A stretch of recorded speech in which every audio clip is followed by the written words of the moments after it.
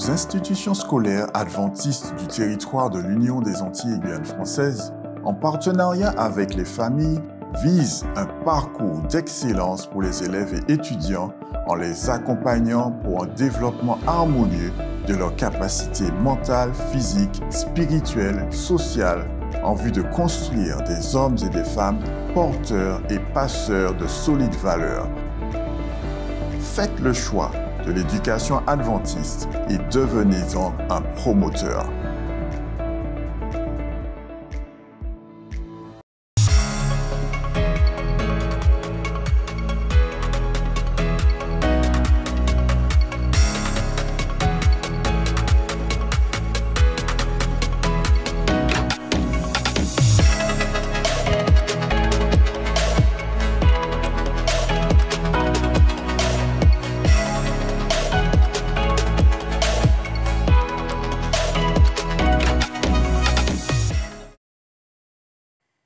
Chers téléspectateurs, salutations à tous.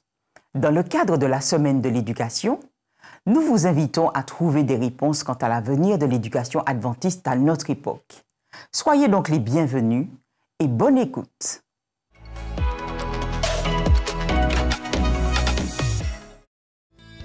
L'éducation chrétienne adventiste en pleine mutation.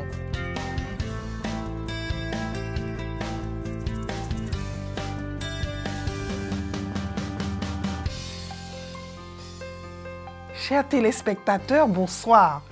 Quel bonheur de se retrouver dans le cadre de la Semaine de l'éducation chrétienne adventiste. Nous sommes au 2e jour. Je profite de l'occasion pour vous souhaiter mes meilleurs vœux en Jésus-Christ. Le thème du jour est l'éducation chrétienne adventiste en pleine mutation. Il a été préparé par le pasteur Pierre Morel-Florentin, qui est le secrétaire exécutif de la mission de la Guyane française. Prions ensemble. Nous te remercions, notre Dieu, pour le privilège que tu nous accordes de nous réunir autour de ta parole, autour de réflexions qui nous emmènent à nous positionner en tant qu'éducateurs, en tant que parents, en tant que dirigeants, en tant que jeunes, tout simplement en tant que personnes, afin que nous puissions comprendre l'essence même des principes de l'éducation chrétienne adventiste. Merci de nous aider à nous y impliquer afin de permettre à notre société d'intégrer des valeurs chrétiennes. Nous t'avons prié dans le nom de Jésus. Amen. Alors nous disions que le message du jour est intitulé « L'éducation chrétienne adventiste en pleine mutation ». Le verset qui soutient ce texte, qui soutient ce thème, est inscrit dans Ésaïe 33, le verset 6. « La sagesse et la connaissance sont une richesse qui sauve. » La dégradation des valeurs morales dans notre société est actuellement un problème accru et émergent. Le viol, le meurtre, l'infanticide, l'inceste, la corruption, la toxicomanie, l'acquisition de l'argent gagné illégalement sont de nombreux fléaux qui démontrent une détérioration de la société. Les signes que nous voyons ne sont pas trompeurs. Il y a en effet une détérioration de la moralité, que ce soit au niveau des jeunes, des personnes âgées, des adultes, des enfants. En fait, partout dans la société, on rencontre cette dégradation. Le manque ou la perte de valeur morale est la cause profonde du dysfonctionnement et de la dégradation de la société. Tous les maux sociétaux découlent du manque de valeur morale. Celles-ci sont des idéaux dignes que l'on suit pour distinguer le bien et le mal. Ces idéaux ou vertus sont considérés comme déterminants dans la construction du caractère de l'individu. Les valeurs morales nous enseignent de bonnes vertus, y compris l'honnêteté, la véracité, la gentillesse, l'intégrité, la serviabilité, la compassion, le respect, l'amour et bien d'autres encore. La perte des valeurs est particulièrement observée chez les jeunes pour de diverses raisons. de nos jours, une partie de la jeunesse est détournée négativement par différentes activités immorales. Le matérialisme a pris le dessus au détriment des valeurs morales. Il n'y a plus de valeurs. La spiritualité s'effrite. Il y a certes plusieurs facteurs qui sont responsables de perte de valeurs morales dans notre société, notamment la rupture du contrôle parental des enfants dans les familles. De nos jours, le contrôle parental sur leurs enfants diminue de jour en jour, ce qui entraîne une augmentation rapide de l'autonomie des jeunes générations. Par conséquent, les jeunes sont influencés par la force extérieure et s'engagent dans l'itinérance, dans les centres commerciaux, des discussions, dans tant d'affaires indésirables. Deuxièmement, influence du groupe de pairs qu'on appelle peer pressure. Les groupes de pairs, compagnons du même âge, camarades et amis, jouent un rôle essentiel dans le développement du concept de moralité. Les étudiants des écoles ou des collèges passent plus de temps entre eux, discutent librement entre eux et sollicitent soutien et conseils. Ainsi, ils préfèrent accepter les points de vue du groupe des pairs plutôt que d'être en conflit avec les points de vue des parents, ce qui les emmène à se livrer à des activités immorales comme la violence, la toxicomanie, etc. Troisièmement, l'influence des médias de masse. Il ne fait aucun doute que la télévision, la presse écrite, les blogs, Internet et les sites web, Netflix, les modèles de célébrités jouent un rôle important dans la formation de la personnalité des jeunes. De nombreux médias, images, films et jeux non seulement mettent en scène la violence, mais la glorifient souvent. Il y a tellement de violence, de vulgarité dans toutes ces avenues de divertissement que l'impact ne peut être positif pour la prochaine génération. Quatrièmement, absence d'activité extracurriculaire. Sens de ce mot, basé sur des valeurs morales solides. Les activités parascolaires sont une partie nécessaire de la vie scolaire. La portée des activités parascolaires est très limitée, uniquement quelques jeux ou la journée de la musique. Notre système éducatif, en fait, est dépourvu de plusieurs valeurs morales, de fondements moraux. Ce n'est qu'une course vers la certification. De quoi parle-t-on? Notre système éducatif, lequel? Certification de quoi? Cinquièmement, désir d'auto-exposition. L'adolescence est une période où les jeunes commencent à analyser les problèmes, à développer des points de vue, à rationaliser et à lutter pour développer leur propre personnalité. L'auto-exposition est omniprésente sur les plateformes des médias sociaux, Facebook, Instagram, Netflix, Twitter, etc. Le désir d'auto-exposition emmène souvent un jeune vers les délits et les comportements immoraux comme fumer, boire, utiliser des mots abusifs, se quereller, etc. Sixièmement, manque de programmes académiques liés aux valeurs humaines. À l'heure actuelle, les écoles et les parents accordent une grande importance à la réussite matérialiste des élèves. Ils ont davantage mis l'accent sur les résultats scolaires et les emplois bien rémunérés, plutôt que sur le développement des valeurs. Il s'agit donc d'un facteur affectant la dégradation des valeurs morales chez le jeune d'aujourd'hui. Les conséquences de la dégradation morale. La dégradation morale de notre société a atteint un tel niveau qu'elle appelle à l'inquiétude. Les jeunes sont de plus en plus enclins à la violence, aux maux sociaux. Quel sens? Au manque de respect pour les aînés, les enseignants, ce qui peut briser l'harmonie sociale, ainsi que l'intégration nationale. La criminalité, des vols à main armée et la toxicomanie sont devenus un problème grave aujourd'hui. La perte des valeurs morales et la dissolution du surmoi Nathalie Nerols, psychologue clinicienne, psychothérapeute, fait comprendre que depuis la libération et surtout depuis mai 1968, en rejetant l'ordre public, l'autorité, la valeur du travail devenue valeur ringarde qui ne donne droit à aucun respect et celle du savoir, les Français ont perdu progressivement du respect pour les valeurs morales. Et oui, pour le sociologue Daniel Martin, valeur perdue, bonheur perdu, avec l'aphorisme, il est interdit d'interdire.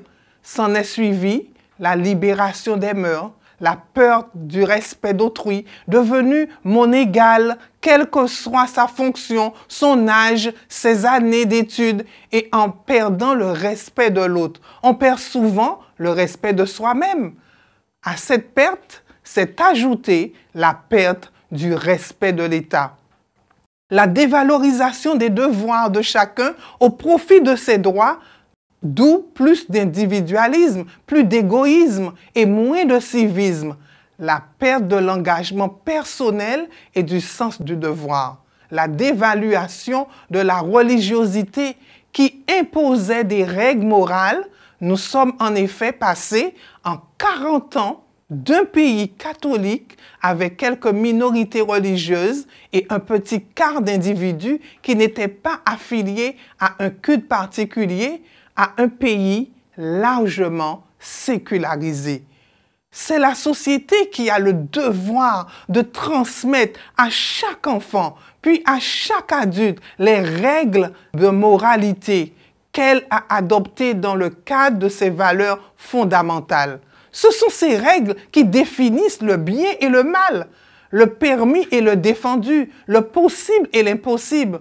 Ce serait une erreur de compter sur les lois pour remplacer les règles morales parce qu'il est bien plus facile de contourner une loi que de déroger à des interdits intériorisés puisque cette instance interdictrice sur moi est omniprésente.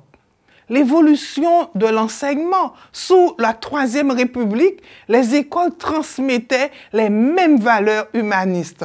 L'excellence, la beauté de la langue française, le respect de l'élève vis-à-vis du maître, la morale classique, l'honnêteté, le sens de la famille, une ferveur patriotique intense, la mise en valeur de l'effort individuel, le sens des responsabilités, l'éloge des grands hommes.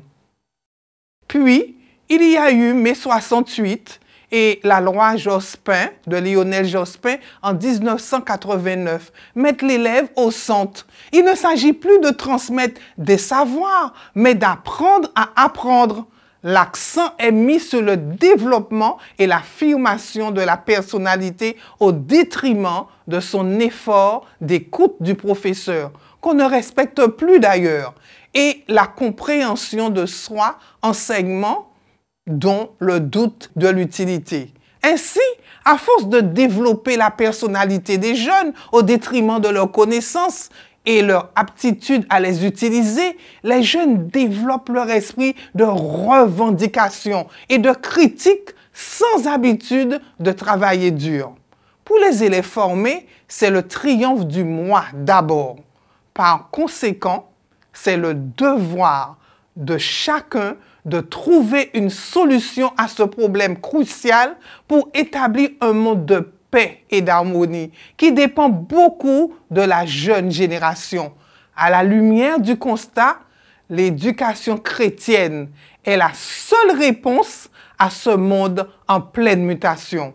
Le Seigneur lui-même a conçu le secret de l'éducation chrétienne. Il a donné à son peuple, depuis le début de la nation israélite, ce conseil. Tu aimeras l'Éternel, ton Dieu, de tout ton cœur, de toute ton âme, de toute ta force. Et ces paroles que je te donne aujourd'hui seront dans ton cœur. Tu les inculqueras à tes fils. Tu en parleras quand tu seras dans ta maison, quand tu iras en voyage, quand tu te coucheras, quand tu te lèveras. Tu les liras comme un signe sur ta main et elles seront comme des frontaux entre tes yeux. Tu les écriras sur les poteaux de ta maison et sur les portes. Ceci se lit dans Deutéronome 6, versets 5 à 9. Tout commence avec l'engagement des parents envers Dieu. Il est décrit comme une relation d'amour avec Dieu, elle-même reflétée dans l'amour par sa parole. Si vous m'aimez, nous dit Jean 14, verset 15, gardez mes commandements. La meilleure préparation pour devenir un maître pour ses enfants s'obtient en aimant Dieu et en démontrant cet amour à travers une vie d'obéissance. Enseignant, recherchez Dieu, que Dieu soit dans votre cœur afin d'inculquer les valeurs du Christ à vos élèves. Vous pourrez, nous dit un auteur inspiré qui s'appelle Ellen White, nous pourrons intéresser nos enfants à la Bible si nous nous y intéressons nous-mêmes. Dans sa définition de l'éducation, Ellen White dit que le processus éducatif comprend tout l'être. L'engagement des parents et éducateurs est le développement intégral de leur enfant. Quelques-uns pensent qu'un système éducatif chrétien réussi est celui qui forme les personnes spirituelles, peu importe si le reste est médiocre. Pas du tout. L'éducation chrétienne a pour but l'excellence, ici et maintenant, et le but pour la patrie céleste. Amen. John Knight, un auteur bien connu qui a beaucoup écrit dans le domaine de l'éducation, souligne cette idée dans la déclaration suivante.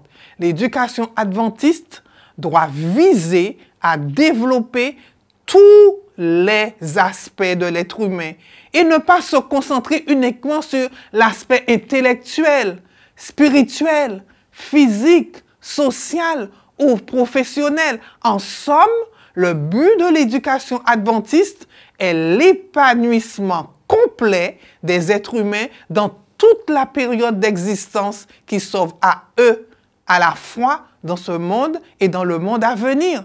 Dieu conçoit l'éducation comme un processus aux implications rédemptrices et le salut ne laisse de côté aucune dimension de l'être humain. Pour Dieu, tout ce qui nous concerne est important. Je le répète, pour Dieu, tout ce qui nous concerne, tout ce qui te concerne, chers jeunes, chers parents, chers enfants, chers hommes, chères femmes, est important et toute ta faculté sera amenée à un plus haut niveau de développement pour être un serviteur utile. Autrement dit, la véritable éducation ne se fait pas seulement sur des moments ponctuels et isolés, c'est un processus permanent dans le quotidien de l'individu où les parents sont les premiers et les plus importants maîtres puisque la principale leçon qu'ils offrent est leur propre vie. Je répète cela.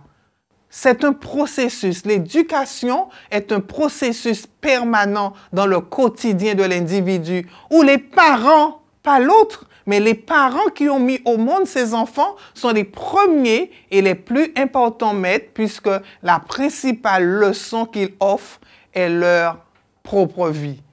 De ce point de vue, l'éducation des enfants commence avec l'éducation des parents. Ce qu'ils sont se répercutera dans ce que les enfants deviendront. J'aime beaucoup cette citation de la Bible qui dit dans 1 Timothée 4, le verset 16, « Veille sur toi-même et sur ton enseignement, persévère dans ces choses, car en agissant ainsi, tu te sauveras toi-même et tu sauveras ceux qui t'écoutent. » Dans le livre Conseil à l'Église, Ellen White fait ces recommandations suivantes.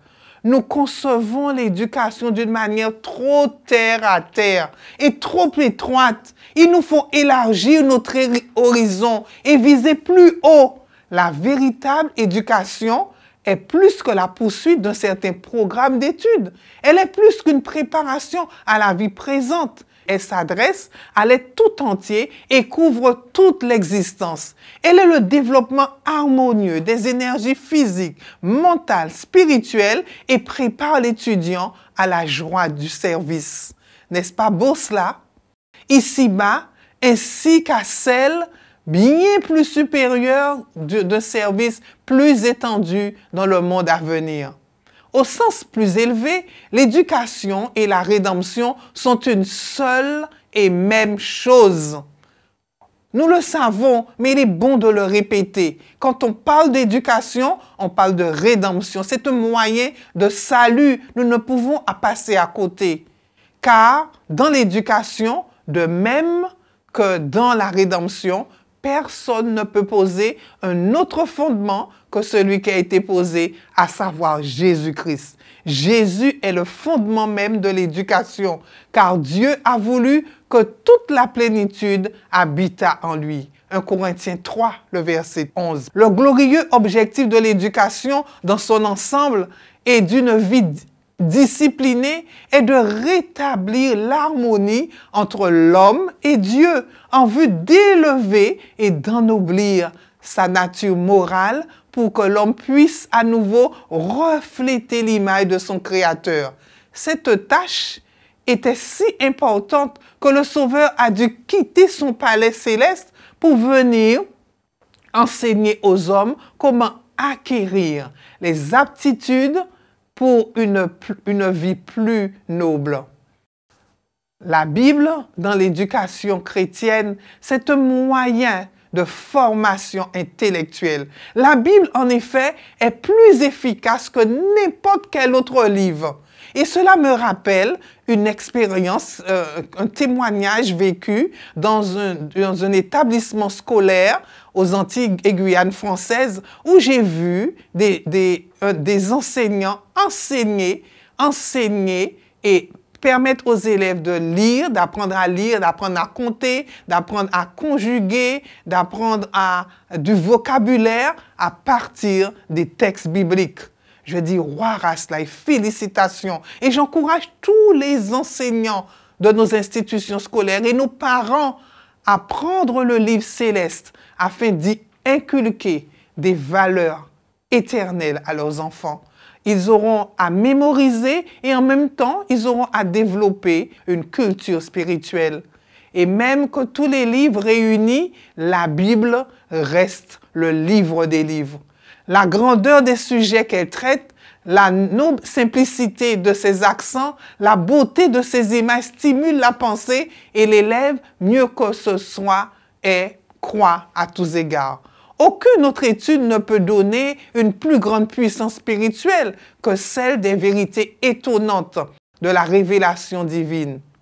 La Bible aide aussi à la formation du caractère. La sagesse et la connaissance sont une richesse qui sauve. Ceci se trouve dans Ésaïe 33, le verset 6. La véritable éducation ne méconnaît pas la valeur des connaissances scientifiques ou littéraires, mais au-dessus du savoir, elle met la compétence. Au-dessus de la compétence, la bonté. Au-dessus des acquisitions intellectuelles, le caractère. Le monde n'a pas tant besoin d'hommes d'une grande intelligence que d'hommes au noble caractère. Il a besoin d'hommes qui allient au talent la fermeté. Voici le commencement de la sagesse.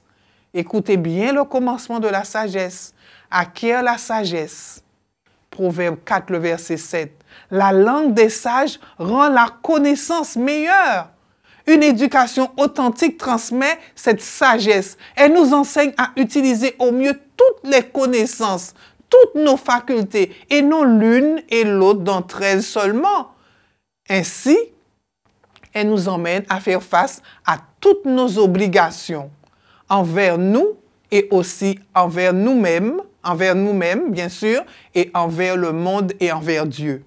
Former le caractère, jamais œuvre plus importante n'a été confiée aux hommes. Jamais il n'a été aussi essentiel qu'aujourd'hui de s'y consacrer avec soin. Jamais Aucune des générations passées n'a été placée devant des problèmes aussi considérables. Jamais les jeunes gens, les jeunes femmes, les jeunes filles, les jeunes hommes n'ont été confrontés à des dangers aussi grands qu'aujourd'hui. À notre époque, quelle orientation prend l'éducation?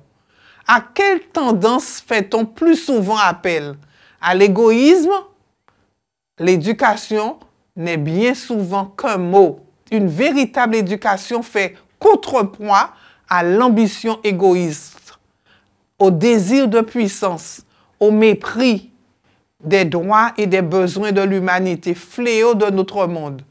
Vers quel ouvrage dirige-t-on les esprits pendant que les esprits sont encore très sensibles?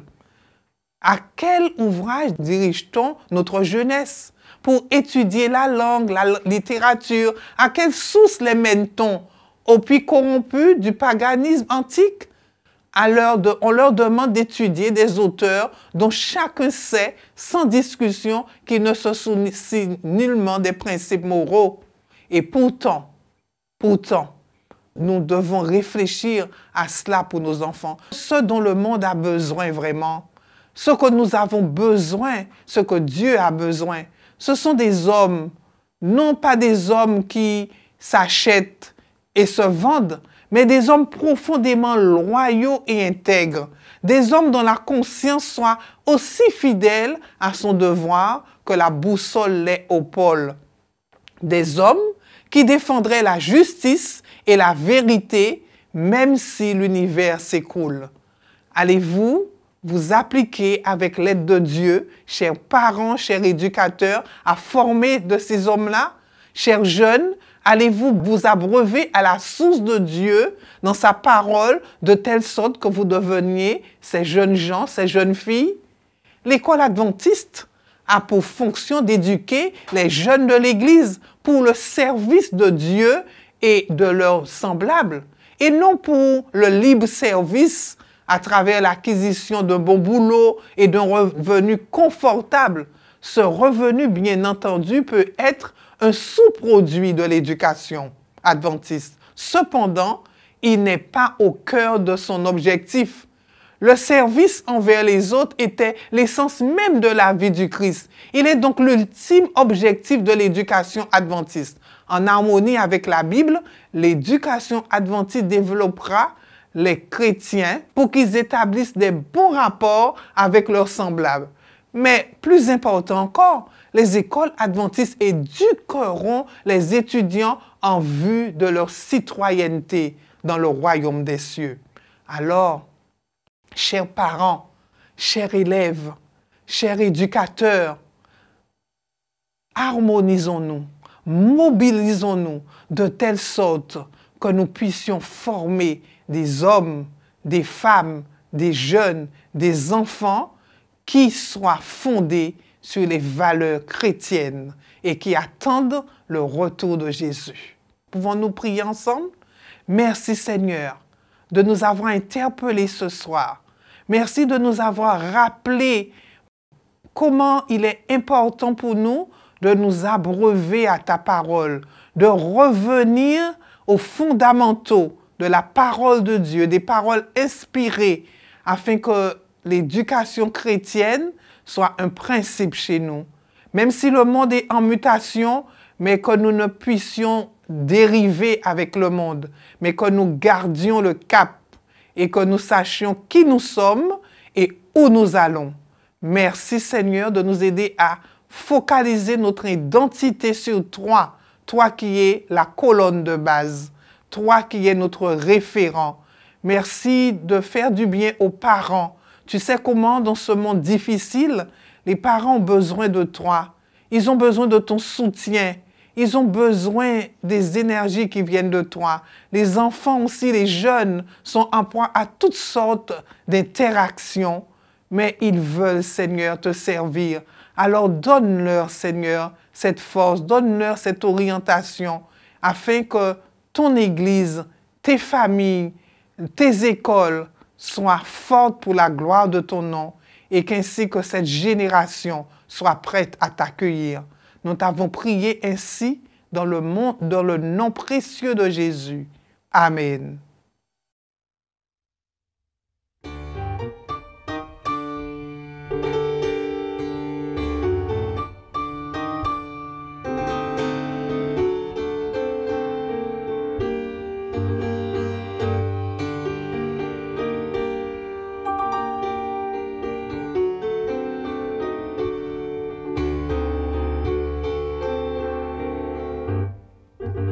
À la croisée des chemins, il nous faut faire un choix. Pas facile de dire non quand tout le monde dit oui. Alors faut-il baisser les bras, abandonner le combat? Mais qui dira au tout petit le grand amour de Jésus-Christ? Instruis l'enfant dès son jeune âge, parle-lui du Dieu d'amour et parle-lui de Jésus. Instruis l'enfant dans la voie qu'il doit suivre, oh oui, prends-le par la main et montre-lui le chemin. Instruis l'enfant dès son jeune âge, parle-lui du Dieu d'amour, parle-lui de Jésus. Instruis l'enfant dans la voie qu'il doit suivre, afin que devenu grand, il ne s'en détourne pas. Qui fit le ciel et la terre, les astres et l'univers? Où allons-nous, d'où venons-nous? Y a-t-il un sens à la mort, à la vie? Évolution ou création? C'est là autant de questions, mais qui dira au tout petit le grand amour de Jésus-Christ? Instruis l'enfant dès son jeune âge, parle-lui du Dieu d'amour, parle-lui de Jésus. Instruis l'enfant dans la voie qu'il doit suivre, oh oui, prends-le par la main et montre-lui le chemin. Instruis l'enfant dès son jeune âge, parle-lui du Dieu d'amour et parle-lui de Jésus. Instruis l'enfant dans la voie qu'il doit suivre, afin que devenu grand, il ne s'en détourne pas. Parle-lui du prophète Daniel, parle-lui de l'enfant David, qu'il ait confiance en l'Éternel, qu'il ait le choix entre la mort et la vie. Oh, dis-lui que Dieu est amour et qu'il pardonne toujours. Oui, tu diras au tout petit le grand amour de Jésus-Christ. Instruis l'enfant dès son jeune âge, parle-lui du Dieu d'amour et parle-lui de Jésus. Instruis l'enfant dans la voie qu'il doit suivre, oh oui, prends-le par la main, montre-lui le chemin. Instruis l'enfant dès son jeune âge, parle-lui du Dieu d'amour, parle-lui de Jésus. Instruis l'enfant dans la voie qu'il doit suivre, afin que devenu grand, il ne s'en détourne pas. Car la vie éternelle, c'est qu'il te connaisse, toi le seul vrai Dieu et ton envoyé, toi le seul vrai Dieu et ton Fils, Jésus-Christ. Instruis l'enfant dès son jeune âge, parle-lui du Dieu d'amour, parle-lui de Jésus. Instruis l'enfant dans la voie qu'il doit suivre, oh oui, prends-le par la main et montre-lui le chemin. Instruis l'enfant dès son jeune âge, parle-lui du Dieu d'amour, parle-lui de Jésus. Instruis l'enfant dans la voie qu'il doit suivre, afin que devenu grand, il ne s'en détourne pas. Afin que devenu grand, il ne s'en détourne pas. Afin que devenu grand, il ne s'en détourne pas.